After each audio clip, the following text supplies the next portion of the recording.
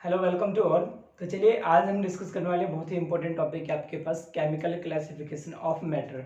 आज से पहले वाले वीडियोस में हमने क्या पढ़ा था, फिजिकल केमिकल प्रॉपर्टीज पढ़ी थी मैटर की। उससे पहले वाली वीडियो में हमने डिस्कस करा था basic concepts of chemistry. Okay, तो उन्हीं में हम थोड़ा सा और आगे बढ़ते हैं और कंसेप्ट को और अच्छा स्ट्रॉन्ग करते हैं। तो चलिए हम डिस्कस करने वाले हैं आज क्या है। आज का टॉपिक है हमारे पास केमिकल क्लासिफिकेशन ऑफ मैटर। तो टॉपिक को मैं यहाँ पर लिख देता हूँ।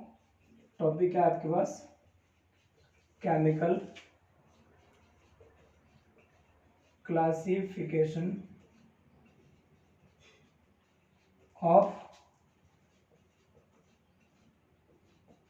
Matter. Chemical classification of matter है तो इसका मतलब ये हो गया कि जो मैटर है आपके पास उसको हम केमिकली तौर पे कैसे क्लासिफाइड कर सकते हैं। तो आपको पता है केमिकल प्रॉपर्टीज में हमने क्या डिस्कस करा था। देखो, दो प्रॉपर्टीज हम डिस्कस कर चुके हैं। एक केमिकल प्रॉपर्टीज कर चुके हैं हम डिस्कस, और एक डिस्कस कर चुके हैं हम फिजिकल प्रॉपर्टीज। दो चीज मैं बता चुका हूं। केमिकल प्रॉपर्टीज में हमने क्या पढ़ा था कि अगर आपके पास कोई एटम का स्ट्रक्चर इस टाइप से है, सपोज दैट कोई एटम का स्ट्रक्चर इस टाइप से, कोई एटम है, किसी एटम का स्ट्रक्चर इस टाइप से है, तो इस एटम का स्ट्रक्चर आपके पास कन्वर्ट हो सकता है, यानी चेंज हो जाता है, और चेंज होकर के ये किसी भी टाइप का स्ट्रक्चर बना सकता है। ये किसी भी टाइप का स्ट्रक्चर बना सकता है किसमें, केमिकल प्रॉपर्टीज में। यानी मॉलिक्यूल्स जो होते हैं आपके पास, मॉलिक्यूल्स के जो आपस में स्ट्रक्चर जो बनता है वो फिक्स नहीं होता है, इसमें चेंज हो जाते हैं। और जो आपके पास फिजिकल प्रॉपर्टीज थी, इसमें आपके पास क्या थी कि जो मॉलिक्यूल्स का जो स्ट्रक्चर पहले है वो भी स्ट्रक्चर, यानी वही स्ट्रक्चर बाद में भी होता है। यानी इसमें क्या बोलते हैं, जो स्ट्रक्चर होते हैं मॉलिक्यूल्स के वो चेंज नहीं होते। और मैंने बताया भी था इसमें आपके पास, सपोज दैट कि क्या था, ये आपके पास ये आपके पास क्या था, ये आपके पास हाइड्रोजन था। तो हाइड्रोजन है तो ये किसका है, मॉलिक्यूल है, जल का मॉलिक्यूल, यानी H2O है ना। तो H2O है तो इसका स्ट्रक्चर जो है वो ऐसा का ऐसे ही रहता है, चेंज नहीं होता। किसमें, फिजिकल प्रॉपर्टीज में। केमिकल प्रॉपर्टीज में क्या होता है आपके पास, मॉलिक्यूल्स का स्ट्रक्चर चेंज हो जाता है पूरी तरह से। ओके, अब ध्यान दीजिए, ये तो आपके पास प्रॉपर्टीज की बात आई। अब मैं एक चीज और बता दूं, जब ये चेंज हो गया प्रॉपर स्ट्रक्चर, तो यहाँ पर एक वर्ड आता है केमिकल चेंजेस। क्या आता है, केमिकल चेंजेस एक वर्ड आता है। तो केमिकल चेंजेस का मतलब ये है कि सपोज दैट आपके पास एक शीट ऑफ पेपर है, आपने इसको क्या करा, बर्न करा। क्या करा, क्या करा आपने इसको बर्न करा। बर्न करने के बाद ये किस में कन्वर्ट हो गया, ऐश में कन्वर्ट हो गया। शीट ऑफ पेपर को जब मैंने जलाया तो ये ऐश में कन्वर्ट हो गया। अब मैं ऐश की हेल्प से दोबारा शीट ऑफ पेपर प्रिपेयर नहीं कर सकता, बट फिजिकल चेंजेस अगर होता आपके पास, क्या होता, फिजिकल चेंजेस। अगर आपके पास फिजिकल चेंजेस होता, तो फिजिकल चेंजेस वाली कंडीशन में क्या होती है, सपोज दैट आपके पास क्या है, ये आइस क्यूब है, सॉलिड फॉर्म में। अभी ये क्या आपके पास आइस क्यूब है, सॉलिड फॉर्म में। मैं इसको मेल्ट कराता हूं, मेल्ट कराने के बाद ये किस में कन्वर्ट हो गया, लिक्विड में कन्वर्ट हो गया। लिक्विड में मतलब ये आपके पास वाटर से ये बना था और ये वाटर में कन्वर्ट हो गया। ओके, अब जो इसका स्ट्रक्चर होगा, यानी मैं इस लिक्विड को दोबारा फ्रीज करके दोबारा मैं आइस क्यूब बना सकता हूँ। तो दोबारा मैं आइस क्यूब बना सकता हूँ, तो यानी ये जो आपका चेंज हुआ है, मैं इसको दोबारा से रीशेप में ला सकता हूँ। तो ये हो गया आपके पास फिजिकल चेंजेस। केमिकल में क्या होता है, एक बार चेंज हो गया तो हो गया, दोबारा से रीचेंज आप नहीं कर सकते। और ध्यान रखना, केमिकल प्रॉपर्टीज में क्या हुआ, केमिकल प्रॉपर्टीज में क्या होता है कि जो मॉलिक्यूल्स का स्ट्रक्चर होता है प्रॉपर्ली चेंज हो जाता है, जिस कारण हम बोलते हैं उसको केमिकल चेंजेस। आपको मैं बता चुका हूँ। ओके, और फिजिकल प्रॉपर्टीज में क्या होता है, मॉलिक्यूल का स्ट्रक्चर सेम रहता है। और ये फिजिकल चेंजेस का मतलब क्या हुआ कि जब हम इसके स्टेट को चेंज करते हैं तो दोबारा हम रीस्टेट उसको कर सकते हैं। तो ये नॉर्मल सा बेसिक था आपके पास। तो चलिए अब इसका क्लासिफिकेशन देखते हैं। क्लासिफिकेशन किसका पढ़ रहे हैं हम, मैटर का पढ़ रहे हैं। ओके, तो केमिकली तौर पे पढ़ रहे हैं, तो केमिकल वर्ड लगा है, तो केमिकल वर्ड जब भी लगेगा तो हम उसके स्ट्रक्चर की बातें करते हैं, ठीक है ना। और स्ट्रक्चर के बेसिस पे हम उसके चेंजेस की बातें करेंगे। ओके, तो ध्यान दीजिए कि आपके पास मैटर है, तो मैटर आपको पता है आप सीख चुके हैं इसको कि मैटर को मैंने कैटेगराइज करा था, किस में करा था? सबसे पहले मैंने जो कैटेगराइज करा था वो करा था मिक्सचर के फॉर्म में। ओके, क्या था आपके पास? मिक्सचर। और सेकंड जो कैटेगराइज हुआ था यहाँ पर आपके पास वो क्या था? Pure substances. क्या था? प्योर सब्सटेंसेस के फॉर्म में था। मिक्सचर जो था आपके पास वो फिर दो टाइप से कैटेगराइज थे। पहला जो टाइप था आपके पास वो क्या था बताइए? Homogeneous mixture. क्या था आपके पास? Homogeneous mixture. सेकंड जो आपका था वो क्या था? Heterogeneous mixture. दो टाइप के मिक्सचर बता चुका हूं। मिक्सचर का मतलब क्या होता है? दो आप मॉलिक्यूल्स को क्या करते हैं, यानी दो एटम को अनफिक्स तौर पे आप क्या करते हैं? अनफिक्स तौर पे आप मिलाते हैं, या ये बोल सकते हैं मिक्सचर के फॉर्म में क्या बोलेंगे? मुझे अगर मिक्सचर को डिफाइन करना है तो मैं मिक्सचर को कैसे समझाऊंगा आपको कि मिक्सचर क्या होते हैं? दो सब्सटेंसेस को आपस में मिलाना। अब दो सब्सटेंसेस को प्रॉपर तरीके से अगर मिलाते हैं तो एक जैसा मिल जाता है तो वो आपके पास होमोजेनस कहलाता है, और एक जैसा नहीं मिल पाता वो हेट्रोजेनस कहलाता है। मैं आगे बताऊंगा ये क्या क्या होता है, अभी केवल मैं आपको बेसिक बता रहा हूँ ऐसे नॉर्मली। प्योर सब्सटेंसेस का मतलब होता है प्योर फॉर्म में, यानी उसमें कोई भी आपके पास इम्प्योरिटीज नहीं होती है। और ये फिर आपके पास जो कैटेगराइज होते हैं वो होते हैं एलिमेंट्स में हो जाते हैं और कंपाउंड में हो जाते हैं। बता सकता हूँ मैं अभी आपको। एलिमेंट का मतलब हो गया प्योर फॉर्म ऑफ एटम्स हो गए। कंपाउंड का मतलब हो गया कि जो आपके पास एलिमेंट्स है या फिर एटम्स हैं उनको आप एक फिक्स रेशियो में मिलाते हो। ओके, वो कंपाउंड कहलाते हैं। क्लियर हो गया? एलिमेंट जो होते हैं आपके पास फिर दो टाइप से हो जाते हैं। एक होता है आपके पास मेटल, पढ़ चुके हो आप मेटल के बारे में। एक होता है आपके पास नॉन मेटल। क्या हो गया आपके पास? Non metal. तो मेटल और नॉन मेटल आप समझ चुके हैं। तो मेटल का मतलब आपको पता ही है। मेटल क्या होता है आपके पास? जो दिखने में शाइनी होते हैं और जिनको पीटने पर साउंड प्रोड्यूस होती है। और नॉन मेटल जैसे इसके अपोजिट होते हैं, जिनको पीटने पर वो ब्रेक हो जाते हैं, यानी इसके पार्टिकल क्या हो जाते हैं? टूट जाते हैं। और क्या बोलते हैं इसको हम बहुत ये आपके पास ये बोल सकते हैं कि जो इसकी कंडक्टिविटी होती है वो बहुत पुअर होती है, यानी ये इंसुलेटर होते हैं नॉन मेटल जो होते हैं। यहाँ तक बस अभी मैंने आपको केवल एक तरह से इंट्रो दिया है मैंने इस टॉपिक के, यानी इस जो जो पॉइंट थे आपके पास इसके मैं इंट्रो बता चुका हूँ। अब हम थोड़ा सा डिस्कस कर लेते हैं डीपली, एक एक पॉइंट को उठाते हैं और उसके बारे में थोड़ा सा लिखते हैं और थोड़ा डीपली समझते हैं। ओके, तो नोट कर लीजिए इनको, आप अपने नोट्स में बनाते रहिए, अपने नोट्स मिस मत कीजिएगा। नोट्स आपके लिए बहुत पावरफुल है। सबसे पहले जो हम लेते हैं वो कौन से लेते हैं? प्योर सब्सटेंसेस लेते हैं। ओके, तो आप ध्यान दे सकते हो कि जो हमने प्योर सब्सटेंसेस डिस्कस करा है, क्या डिस्कस करा है? प्योर सब्सटेंसेस वो दो टाइप में है। पहला आपके पास क्या है? एलिमेंट है, और सेकंड मैंने क्या डिस्कस करा अभी यहाँ पर? कंपाउंड के फॉर्म में। तो दो चीजें होगी, यानी प्योर सब्सटेंसेस दो टाइप में कैटेगराइज है, एलिमेंट और कंपाउंड। तो पहले मैं एलिमेंट को लेता हूँ। किसको लेता हूँ? एलिमेंट को लेता हूँ। अब एलिमेंट लिख देते हैं, यहाँ पर एलिमेंट्स कर देते हैं, यानी बहुत सारे हैं तो एलिमेंट्स हो गए और एक है तो एलिमेंट हो गया। यहाँ तक क्लियर है? तो पहले इस एलिमेंट्स की डेफिनेशन लिखिए। ये एलिमेंट्स है आपके पास, एक की लिखोगे तो एलिमेंट और बहुत सारे के लिए लिखोगे तो एलिमेंट्स होते हैं। तो पहले आप इसकी डेफिनेशन लिखिए, नोट कीजिए, स्क्रीन पर दिखेगा आपको। An element is the simplest form of matter that cannot be split into simpler substances or built from simpler substances by any ordinary chemical or physical method. Okay, there are 118 elements known to us, out of which 94 are naturally occurring while the rest have been prepared artificially, that is 24. अब ध्यान दीजिए, आपके पास क्या बोला है इसने कि आपके पास जो एलिमेंट्स हैं, क्या है आपके पास जो एलिमेंट्स हैं, पहली कंडीशन इसने बोला है कि एलिमेंट्स जो होता है वो किसको हम स्प्लिट नहीं कर सकते। स्प्लिट का मतलब होता है हम इसको तोड़ नहीं सकते। ओके, सपोज दैट आपके पास हाइड्रोजन क्या है? एक एलिमेंट है। हाइड्रोजन किसके एग्जांपल है? एलिमेंट का एग्जांपल है। हाइड्रोजन लिख सकते हैं आप इसके, हाइड्रोजन लिख दीजिए, वेरी गुड। तो हाइड्रोजन क्या है? एक एलिमेंट है, तो इसको मैं तोड़ नहीं सकता हूँ, यानी स्प्लिट नहीं कर सकता। पहली कंडीशन बोला इसने एलिमेंट की।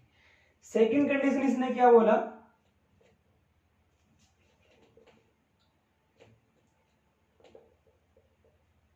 Can not build.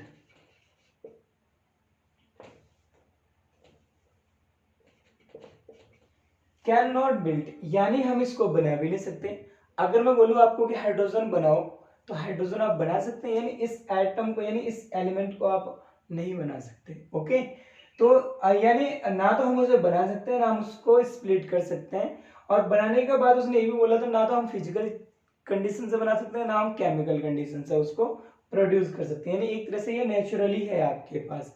ओके, तो ये हो गया आपके पास। तो एलिमेंट समझ गए। तो एलिमेंट के एग्जांपल क्या हो जाएंगे इसमें आपके पास? अगर मैं एग्जांपल बताऊं, एग्जांपल में पहला तो ये हो गया आपके पास क्या? Hydrogen, H, chlorine, Cl, copper, Cu, gold, Au, etcetera. ऐसे बहुत सारे आपके पास। ऑक्सीजन हो गया, कार्बन हो गया। ओके, तो ये एलिमेंट्स हैं आपके पास। एलिमेंट समझ गए?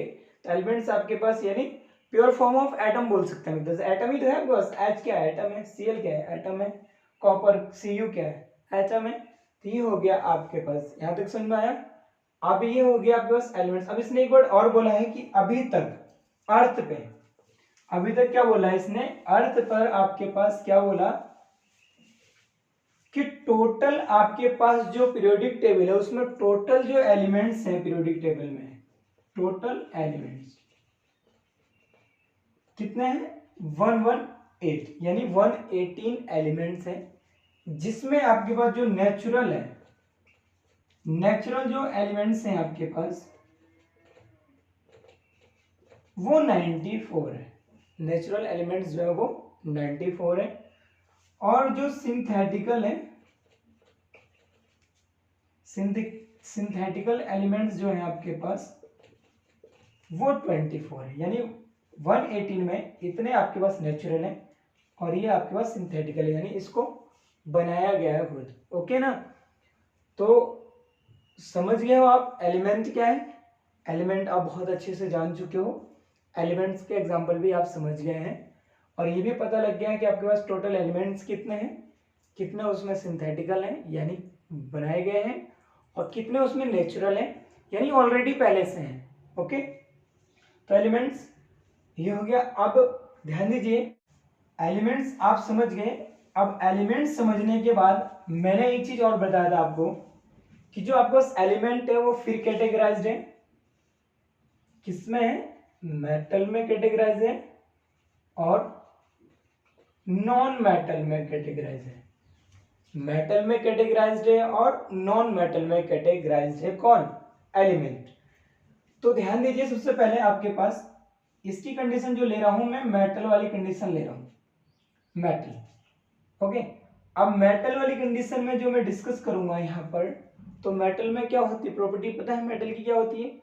नंबर फर्स्ट क्या होता है प्रॉपर्टी, अगर मैं डिस्कस कर सकूं मेटल के, तो शाइनी इन नेचर होते हैं। ओके, सेकंड क्या होता है आपके पास? साउंड प्रोड्यूस करते हैं, यानी अगर इनको आप पीटते हो तो साउंड निकलता है। जैसे आपके पास स्कूल की जो बेल होती है, अगर उस पे हम हैमर से मारते हैं तो साउंड प्रोड्यूस होता है, तो वो मेटल हो गया आपके पास। क्लियर हो गया? थर्ड, अगर मैं इसको और भी अच्छा बता सकूं, समझा सकूं, तो इसमें मैं ये बोल सकता हूं क्या, एक वर्ड और बोल सकता हूं, गुड कंडक्टर ऑफ इलेक्ट्रिसिटी और हीट। हीट या फिर आपके पास इलेक्ट्रिसिटी के बहुत अच्छे कंडक्टर होते हैं। कौन? मेटल। अब एग्जांपल अगर मैं बोलूं तो आपके पास क्या हो गया? कॉपर Cu, कॉपर क्या हो गया? Cu हो गया। गोल्ड Au, और सिल्वर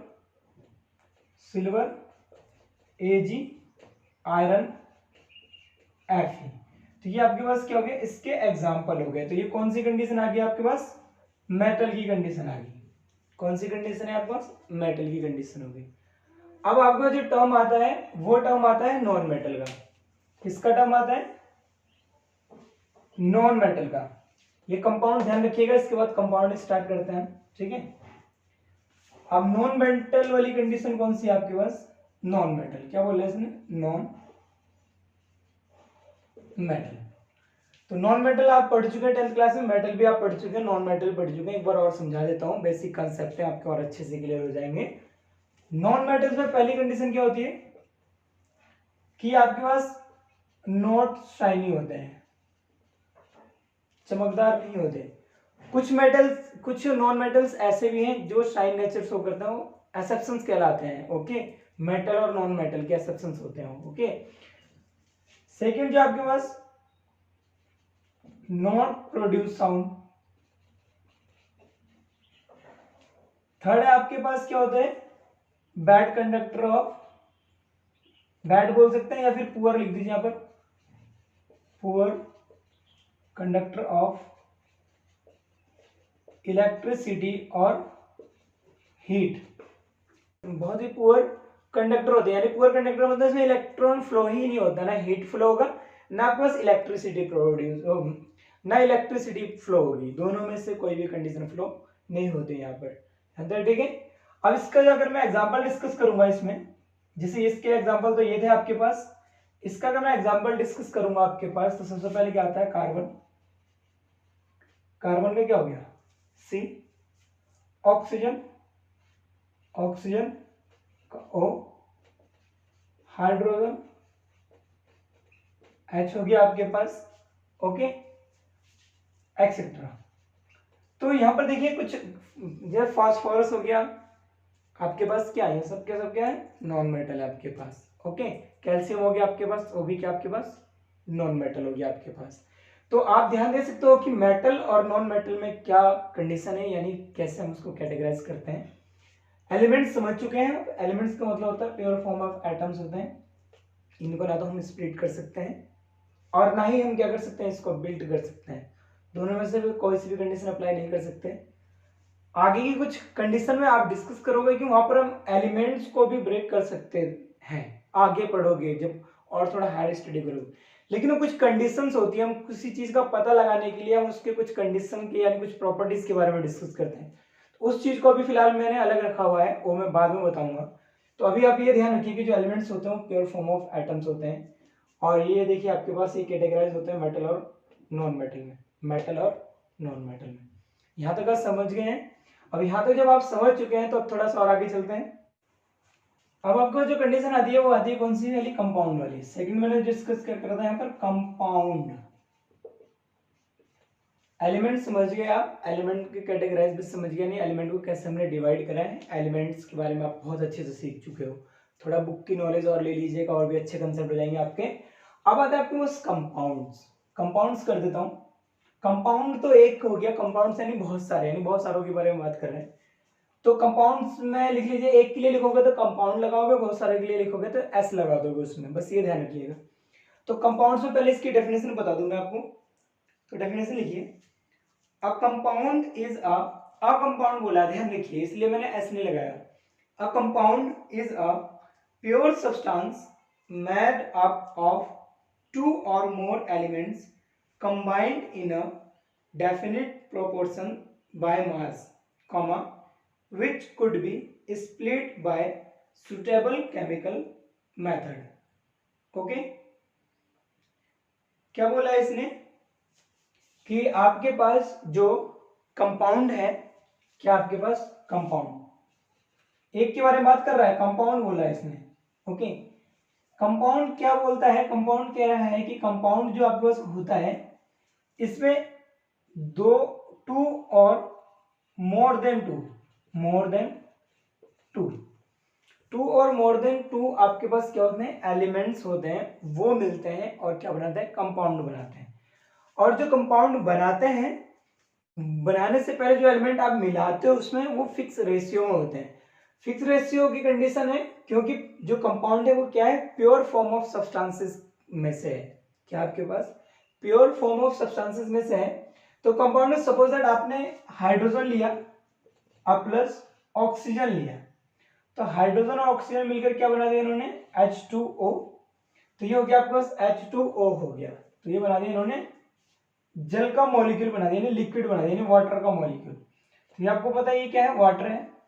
अब वाटर तो हो गया, बट ये आपके पास मॉलिक्यूल्स हैं, ये भी मॉलिक्यूल है, बट ये आपके पास एटम है एक तरह से। तो ये एलिमेंट हो गया, ये मॉलिक्यूल हो गया। तो कभी तो मॉलिक्यूल मॉलिक्यूल मिलकर के एक अलग से मॉलिक्यूल बनाते हैं, और या फिर आपके पास दो एटम मिलकर के एक मॉलिक्यूल बनाते हैं। तो मैं एटम की बात कर रहा हूँ यहाँ पर, एलिमेंट की बात कर रहा हूँ। तो एलिमेंट मिलकर के बनाते हैं। तो एलिमेंट आपके पास क्या है, हाइड्रोजन का H, तो एक H है और आपके पास एक ऑक्सीजन है। तो मेरे को जो रेशियो लेना है, यानी दोनों को अगर मिलाना है, तो मुझे एक इसका रेशियो लेना होगा, एक इसका रेशियो लेना होगा। तो ये है आपके पास H2O। तो ध्यान दीजिए आपके पास हाइड्रोजन 2 है और ऑक्सीजन का जो एटॉमिक, अभी आगे पढ़ाऊंगा मैं, इसका जो लेते हैं एटॉमिक जो वेट लेते हैं इसका आपके पास, वो क्या होता है, ऑक्सीजन का 16 होता है। तो और हाइड्रोजन का होता है 1। तो 2 हाइड्रोजन है तो 2 हो गया आपके पास। इसको ब्रेक कर देता हूं तो 2 1 जा 2, 2 8 जा, तो 1:8। यानी वाटर के मॉलिक्यूल्स में जो हाइड्रोजन और ऑक्सीजन का जो रेशियो होता है वो 1:8 होता है। तो कंपाउंड्स में क्या होता है, कंपाउंड जो होते हैं आपके पास 2 और मोर देन 2 एलिमेंट्स का कॉम्बिनेशन होता है, और जो कॉम्बिनेशन होगा वो किस बेसिस पे होता है, फिक्स्ड रेशियो के बेसिस पे होता है। यानी उनके बीच में रेशियो फिक्स होगा कि कितना किसको मिलाना है और कितना नहीं मिलाना है। तो कंपाउंड समझिए आप, एलिमेंट्स भी समझिए, उसके टाइप्स भी समझिए। अब चलिए थोड़ा सा इसके बारे में डिस्कस कर लेते हैं कि इसके कैरेक्टरिस्टिक्स क्या है कंपाउंड्स के। क्या डिस्कस कर रहे हैं हम आगे, कैरेक्टरिस्टिक्स ऑफ कंपाउंड्स। बहुत अच्छा है, इंपॉर्टेंट है, कैरेक्टरिस्टिक्स ऑफ कंपाउंड। तो कंपाउंड्स की कैरेक्टरिस्टिक्स डिस्कस कर रहे हैं, तो वन बाय वन डिस्कस करेंगे और वन बाय वन मैं समझाऊंगा। तो पहली कंडीशन आप नोट कर लीजिए, compounds always contain a definite proportion of the same elements by mass. तो पहले क्या बोला है कि आपका जो कंपाउंड्स होता है वो डेफिनिट प्रोपोर्शन में होगा। तो डेफिनिट प्रोपोर्शन का मतलब मैं समझा चुका हूं आपको कि डेफिनिट प्रोपोर्शन का मतलब हो गया कि फिक्स्ड रेशियो। क्या बोला है इसने, डेफिनेट प्रोपोर्शन बोला, यानी आपके पास क्या होगा, फिक्स्ड रेशियो होगा, fixed ratio. Okay, second note कीजिए आपके पास क्या है, the properties of compounds are totally different from the elements from which they are form. जो आपके पास कंपाउंड आएगा उसकी जो प्रॉपर्टीज होगी वो डिफरेंट होगी किससे, जो एलिमेंट्स आपने उसमें मिलाए हैं। तो सेकंड कंडीशन में क्या बोला है इसने, सपोज दैट आपने यहां पर H2 मिलाया और ये आपके पास O2 है, तो ये हो गया 2H2O। इसको बैलेंस करने के लिए मैं इसको ऐसे लिख सकता हूं। तो ये तो बैलेंस इक्वेशन के फॉर्म में मैंने लिखा है। अब बैलेंस, या फिर मैंने इससे पहले जो लिखा था वो इस टाइप में लिखा था, H2O H2O। ओके, इवन कि मैं रिएक्शन को कैसे शो करूंगा वो आगे बताऊंगा, एक तरह से मैं एग्जांपल के तौर पर बता रहा हूं। तो यहां ध्यान दीजिए, यहां पर ये गैस है, ये गैस है। तो दोनों गैस को जब मैंने मिलाया तो ये आपके पास क्या बन गया, लिक्विड बन गया। क्या बन गया, ये भी गैस है और ये भी गैस है। तो दोनों गैसों को मिलाया तो ये लिक्विड का फॉर्म आ गया। यानी जो पहले जो प्रॉपर्टीज थी वो प्रॉपर्टीज और जो फाइनल प्रॉपर्टीज होगा वो डिफरेंट होते हैं, एक जैसे नहीं होते। तो ये थी कंपाउंड की सेकंड प्रॉपर्टीज। ओके, समझ में आया, तो नोट कर लीजिए, समझ में आ चुका है। तो अगला है कि आपके पास क्या है, कंपाउंड्स आर होमोजेनस। नेक्स्ट लिख लीजिए, तीसरा पॉइंट है कंपाउंड्स आर होमोजेनस। तो होमोजेनस का मतलब क्या होता है, होमोजेनस मतलब एक समान, होमोजेनस मतलब हो गया एक समान। ये कंपाउंड्स जो होते हैं वो होमोजेनस होते हैं। कि ध्यान दीजिए कि हाइड्रोजन और ऑक्सीजन को जब मैंने मिलाया तो वो आपके पास लिक्विड में कन्वर्ट हो गए, बट मैं लिक्विड में ये नहीं बता सकता कि ये कौन सा हाइड्रोजन है और कौन सा ऑक्सीजन है, यानी मैं इसको क्या अलग अलग डिफ्रेंशिएट नहीं कर सकता।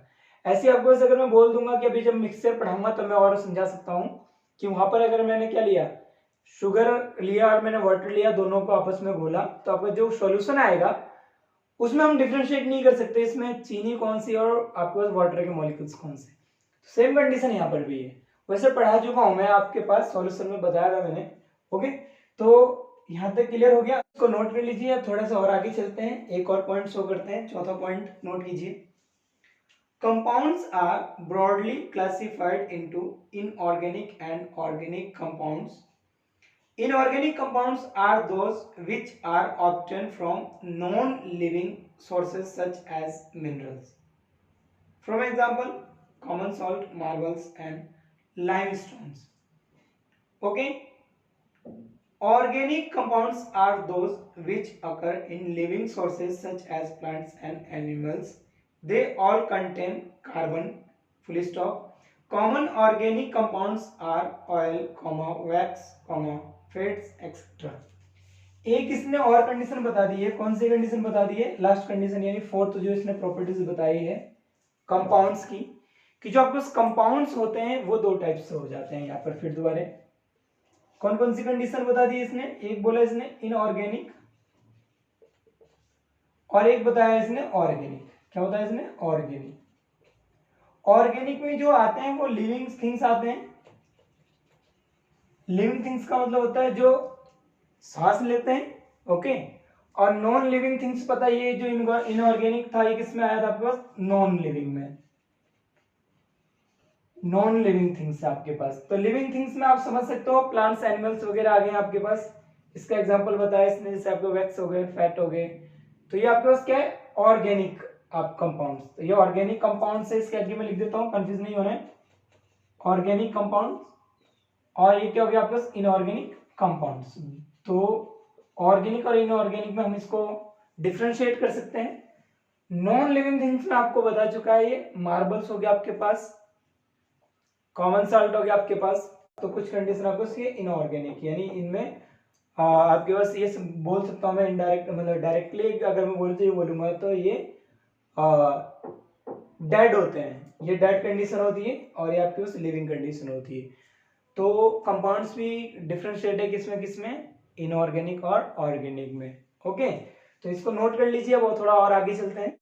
अब चलिए अब डिस्कस कर लेते हैं मिक्सचर। कहां पर चलते हैं, मिक्सचर पे चलते हैं,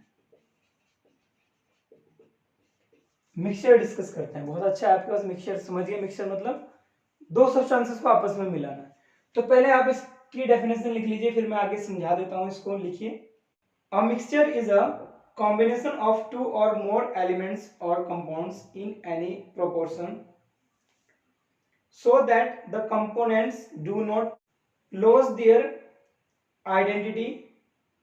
Full stop. Air is an example of a mixture. Mixtures are of two types, homogeneous and heterogeneous. Mixture में क्या बोला इसने, मिक्सचर में क्या बोला इसने, मिक्सचर में ये बोला कि जो मिक्सचर होता है आपके पास ये क्या होता है, टू और more than two compounds, elements बोला इसने, एलिमेंट्स बोला इसने एंड कंपाउंड्स बोला, एंड की जगह और लगा दीजिए या बोला इसने। Okay, compound. जो मिक्सचर होता है वो क्या होता है, दो या दो से ज्यादा एलिमेंट्स या फिर कंपाउंड्स के अनडेफिनेट प्रोपोर्शंस होते हैं। यानी इसमें फिक्स नहीं होगा कि आपके पास अगर मैं दो एलिमेंट लेता हूं तो किसका रेशियो मुझे कितना रखना है मुझे नहीं पता, मैं मिला दूंगा तो वो आपके पास मिक्सचर कहलाएगा। सपोज दैट मैंने क्या करा आपके पास, अभी जब मैं बताऊंगा कि कंडीशन क्या होती है कि टाइप्स जब बताऊंगा तो उसमें समझा दूंगा मैं। तो अभी फिलहाल ये समझ लीजिए कि मिक्सचर क्या हो गया आपके पास, दो या दो से ज्यादा एलिमेंट्स मिला दो या फिर कंपाउंड्स को ले लो, दोनों को मिलाओ आपस में, तो वो उनका जो रेशियो होता है वो प्रोपोर्शन नहीं होता है, यानी एक समान मतलब कुछ फिक्स नहीं होता, रेशियो अलग अलग होता है। तो आपके पास किस में आता है, मिक्सचर में आता है। आप ध्यान दीजिए, बात आती है आपके पास दो कंडीशन आती है इसमें। एक आती है आपके पास होमोजेनस मिक्सचर। क्या आता है आपके पास? Homogeneous mixture. और एक आता है आपके पास हेट्रोजेनस मिक्सचर। होमोजेनस मिक्सचर में आप क्या डिस्कस कर सकते हैं? होमोजेनस में आप ये डिस्कस करेंगे कि आपके पास अगर दो एलिमेंट्स अगर मैं मिलाता हूं, क्या बोलते हैं? मिक्सिंग ऑफ टू एलिमेंट्स और कंपाउंड्स।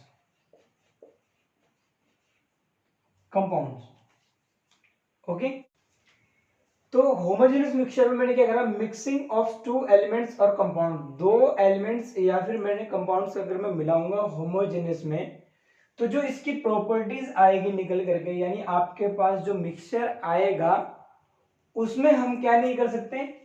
डिफरेंशिएट नहीं कर सकते, नॉट डिफरेंशिएट ईच एलिमेंट। हम इसमें डिफरेंशिएट नहीं कर सकते कि ईच एलिमेंट में कि आपके पास इसमें क्या क्या आपने मिलाया है। ओके, अगर आपके पास जैसे सपोज दैट आपने क्या लिया, यहां पर सॉल्ट लिया प्लस वाटर लिया, आपके पास क्या बन गया? इसका हाइड्रेटेड सॉल्यूशन बन गया। ओके, क्या बन गया? आपका सॉल्यूशन बन गया। अब जो आपका सॉल्यूशन आया है, इस सॉल्यूशन को देख करके आप ये नहीं बता सकते कि इसमें नमक आपके पास घुला हुआ है या, यानी सॉल्ट आपके पास इसमें है या नहीं है, तो यानी देख करके आप नहीं बता सकते। हेट्रोजेनस मिक्सचर में क्या होता है आपके पास? हेट्रोजेनस में ये होता है कि जो दो आपके पास मिक्सिंग ऑफ टू एलिमेंट्स और कंपाउंड्स जो होते हैं, उनको मिक्स करने के बाद आप अपनी नेक्ड आंखों से देख सकते हैं। Okay, to see with your naked eye, आप अपनी नग्न आंखों से इसको क्या कर सकते हो? देख सकते हो कि आपने इसमें क्या मिलाया। सपोज दैट आपने क्या मिलाया, देखिए सैंड प्लस वाटर।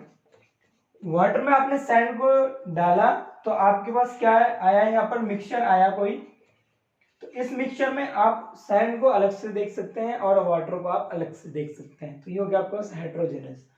तो होमोजेनस आप समझ गए, हेट्रोजेनस आप समझ गए।